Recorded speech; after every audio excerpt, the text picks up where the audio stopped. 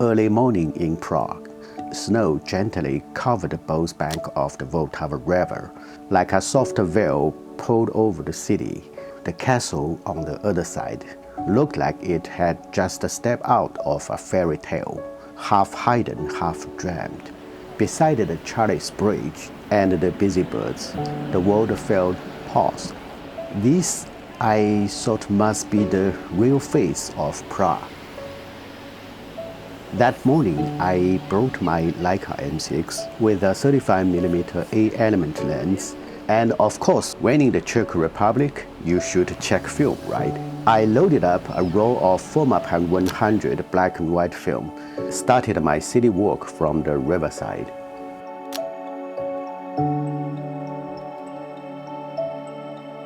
This Formapan 100 is known for its high contrast. The highlights pretty hard to control. Unlike Kodak XX, which handles highlights much more gracefully. But that's exactly what I wanted. A classic, rough, raw, slightly imperfect look. I call it the socialist aesthetic.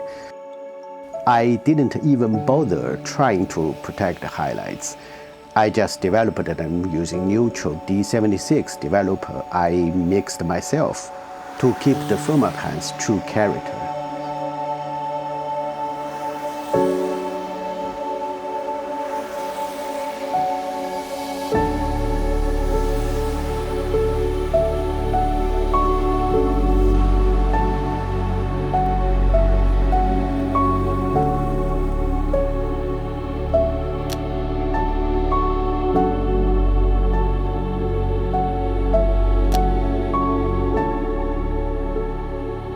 I arrived in Prague by EC-130 train from Wrocław. After unexpected Polish railway adventures, you can check my last video, I finally arrived Prague around 7 p.m. It was snowing. Outside the hotel, I finished the last few shots of UFO Pan 100 in my camera, so that I can start shooting Formapan 100 the next day. I booked a serviced apartment, not right in the city center, but close enough, about a 20-minute ride to the old town. The place had a kitchen and a laundry machine. I can wash my clothes, finally. And also, after 2 weeks of living off European food, my body was basically begging for a ramen, a Japanese food. So I hit up the local Lidl, grabbed some food and cooked something, like a culinary therapy, you know. Okay. Snowy Prague feels different. That's a quite magic in the city. That's not just beautiful, it's cinematic.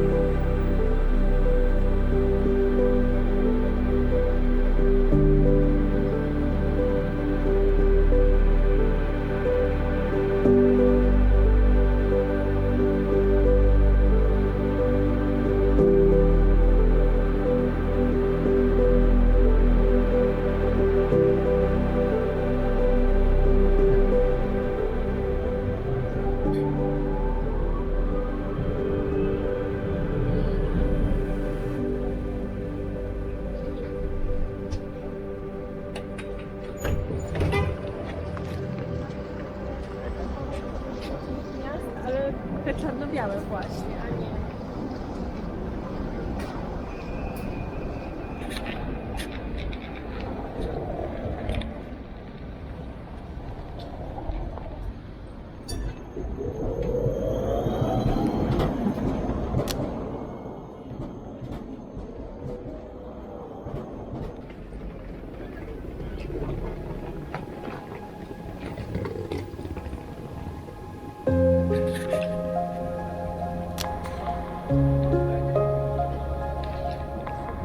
On a clear day after the snow, I started a city walk near Prague's main station, climbed a small hill and got a panoramic view of the city. Prague really earns that City of 100 Spies nickname. But here's the thing, if you want that postcard perfect shot of all the Bohemian spires glowing at sunrise, I think I need a 300mm lens. But I only had my Sony 24 to 105mm zoom lens, which on APS format equivalent about 150mm. So yeah, decent photos, but I'm not satisfied.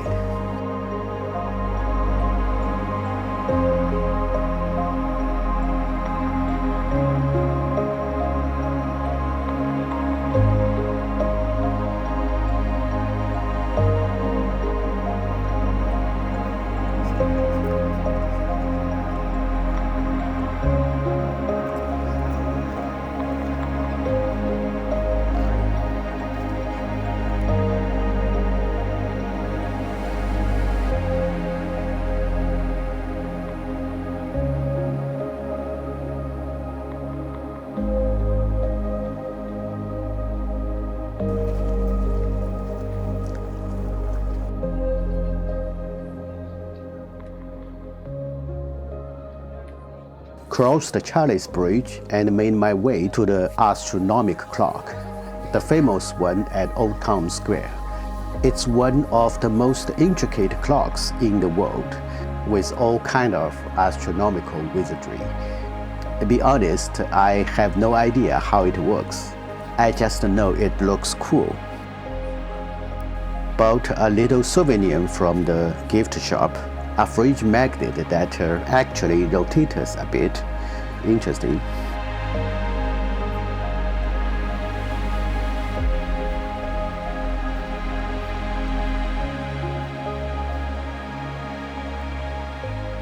Next stop, Wenceslas Square, where I went on a little photo pilgrimage.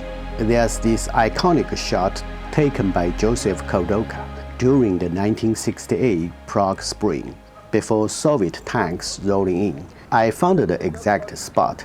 Kodoka probably took the shot from the second floor of this building that's now a clothing store. There's glass blocking the view now. And I wasn't wearing a watch, so I improvised and using my Leica camera as a stand-in. Trying to replicate that photo made me realize just how technically sharp Kodoka was. I tried with my Sony at 24mm, even at f16 aperture, and still struggled to keep both of my hands and distant rooftops in focus. Turns out, nailing deep depths of field without losing sharpness isn't easy. By the time he was 30, I think, Kodoka already had that level of skill. Here's something unexpected. I was just walking down the street when I saw the Czech Post logo, you know, that little horn on yellow, similar to Deutsche Post. For some reason, I felt this sudden urge to walk into the building. No idea why, call it instinct or curiosity. And wow.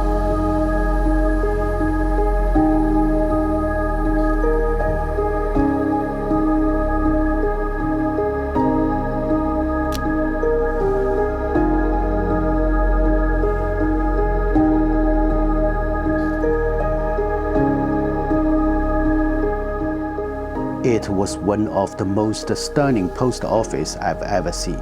Seriously, no tourists, no any guidebooks mentioning it, nothing on Instagram. just this hidden gem with jaw-dropping murals and old world charm. I honestly think it could compete for the title of world's most beautiful post office. I end up just took some shots and sitting there for a while, soaking it all in.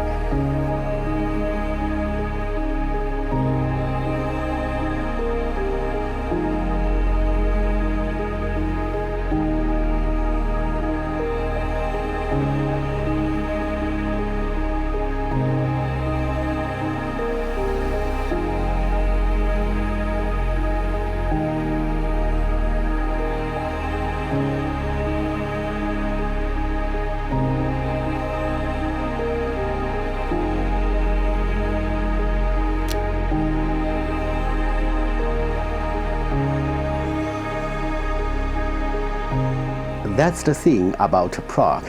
Beauty hides everywhere. Sometimes what looks like an old historic palace turns out to be a regular high school.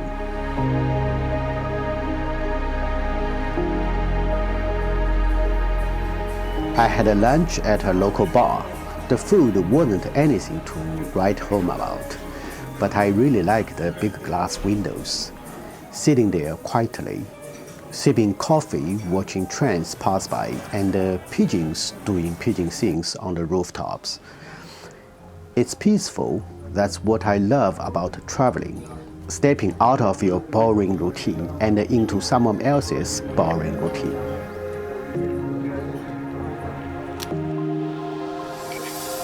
There are many beautiful medieval towns in Europe, but I personally like big cities. They are massive, chaotic, and alive. And apart from a few crowded landmarks, most area of the city untouched by tourists. It makes the experience feel more local, more real.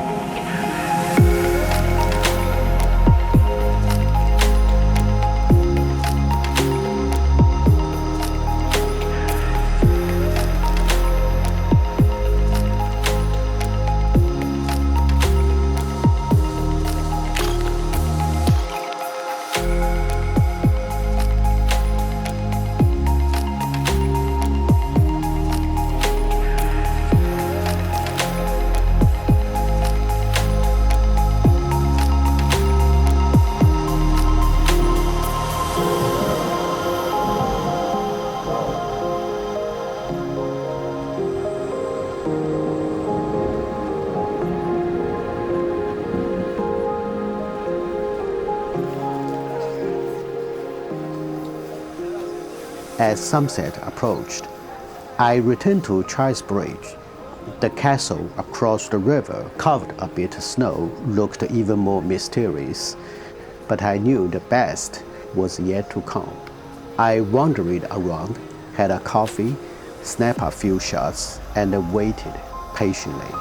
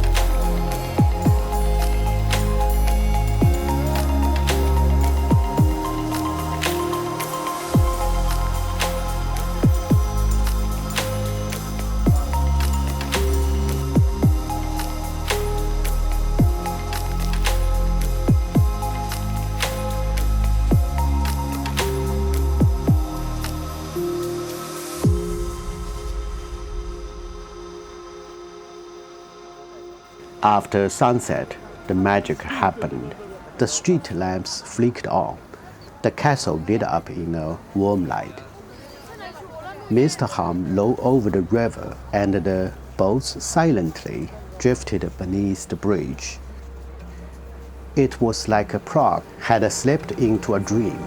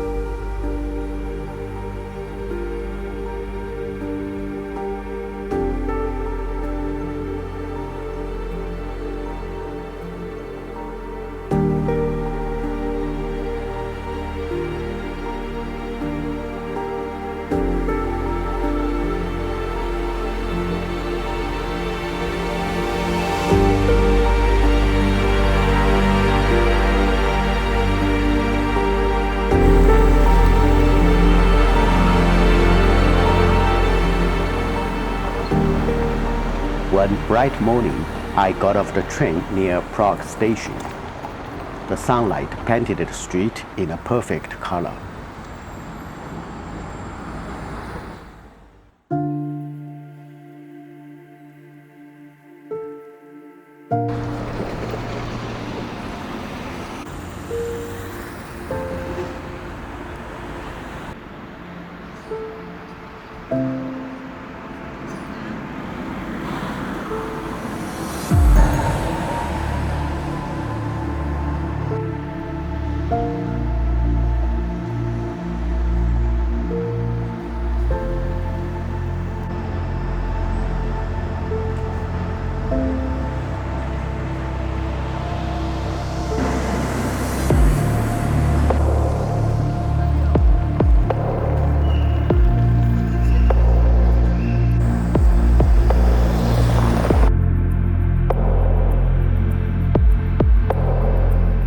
That red vintage tram, it's the cutest thing, beautiful than the modern ones. It rolled down the street with St. Nicholas Church in the background.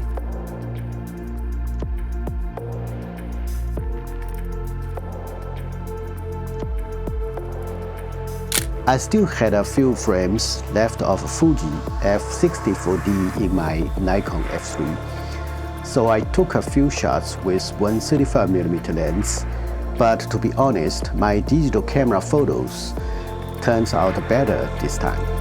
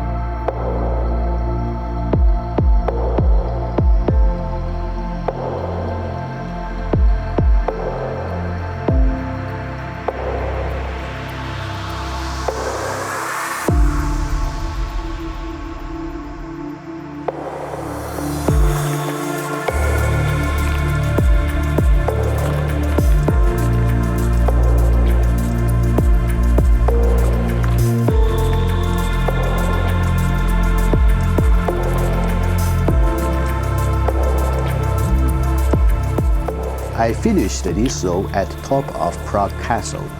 After that, I loaded in a fresh row of Fuji Rila 500D.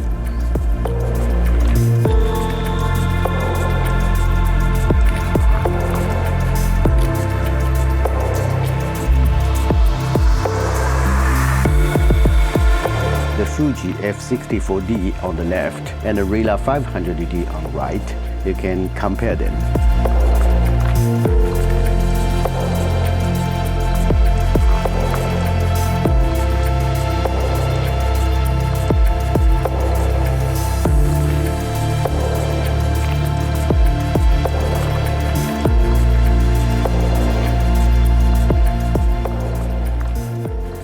After wandering around the castle, I found a restaurant inside the Lobkowitz Palace. The food, not great, but the view worth it.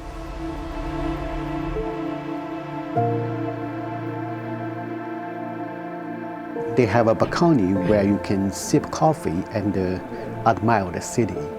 Even in winter, it's the kind of spot that makes you want to stay a little longer. That Czech dumplings, they are not dumplings like in China or Japan.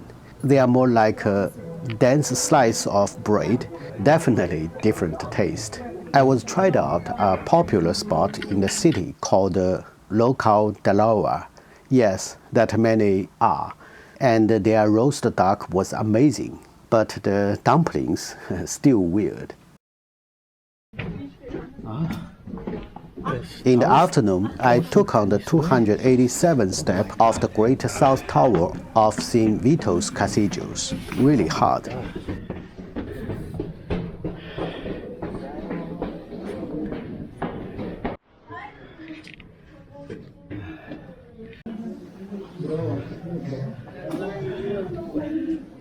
Can I see a little bit here? Thank you.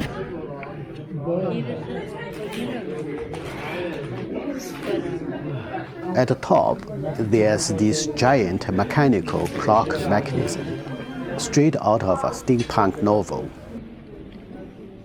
You will notice clocks everywhere in Prague. It's like a bohemian are born with clockmaking in their DNA. And if you want the absolutely best view of Prague, this tower is the place. But don't rush. Wait until dusk. When the whole city lights up like a fairy tale, that's when I know every one of those 287 steps was worth it.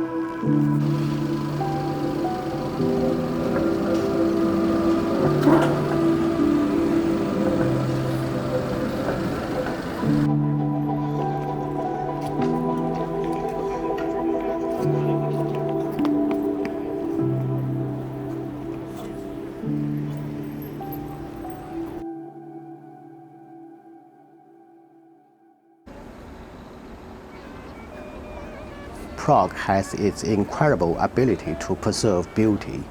Despite surviving World War II and the Cold War, the city still looks like it refused to be altered by force. Unlike Sofia in Bulgaria, I had visited in September, which still carries heavy Soviet vibes. Prague has managed to keep its soul intact. I think it's thanks to the Czech people, their spirit, their love of freedom and beauty. Can't be suppressed by tanks or ideology. After all, it was the same spirit that gave rise to the Prague Spring in 1968. This city isn't just beautiful, it's resilient, and it's a place I will keep coming back to. Maybe not just to shoot photos, but to feel something that's rare in the modern world. History quietly humming beneath my feet. Já se tak trápím, jo, já se žeru, si vaši dceru, hodnou větu beru. Proč paní mámo,